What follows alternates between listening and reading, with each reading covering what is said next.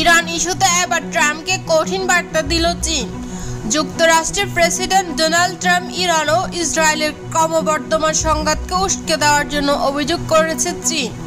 Trump তেহরানের বাসিন্দাদের অবিলম্বে সরে যেতে বলার পর চীন এই প্রতিশোধ তোলে।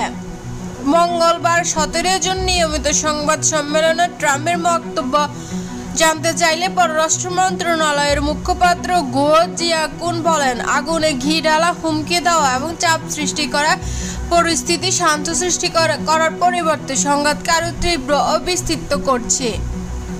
এদিকে তেহরানে বিস্ফোরণের ফলে বাসিন্দাদের মধ্যে আতঙ্ক ও ক্ষোভের সৃষ্টি হয়েছে।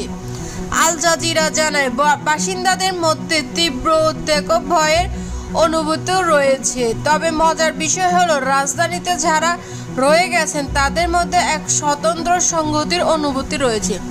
তবে বিস্ফোরণ এবং ইসরায়েলের বারবার সতর্কীকরণ বার্তার প্রতিক্রিয়া জনসংখ্যার একটি উল্লেখযোগ্য অংশ তেহরান ছেড়ে চলে যাওয়ার সিদ্ধান্ত নিয়েছেন। অন্যদিকে তেহরান ভিত্তিক ইরান বিষয়ক বিশ্লেষক আব্বাস আসলানি বলেন, হত্যাকাণ্ড এবং ক্রমবর্ধমান কঠোর হুমকির মাধ্যমে ইসরায়েল ইরানের মানসিক যুদ্ধ চালাচ্ছে। Centre of middle senior research ফলক আসলানি বলেন, ইসরায়েলের জনসাধারণকে ভয় দেখানোর চেষ্টা চলছে এবং ইরানকে ইসরায়েলি আক্রমণের জবাব দেওয়া থেকে বিরত রাখার জন্য তাদের হুমকির মাত্রা বাড়িয়ে দিচ্ছে।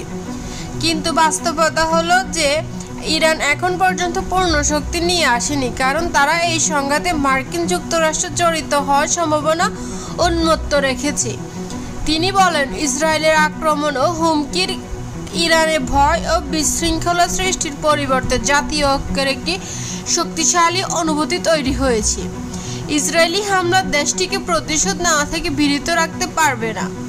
এদিকে ইরানি গণমাধ্যম ইসরায়েলি বাহিনীর হামলার ক্ষতিগ্রস্ত একটি আবাসিক ভবনের ধ্বংসস্তূপ থেকে 3 জনকে জীবিত উদ্ধার করেছে।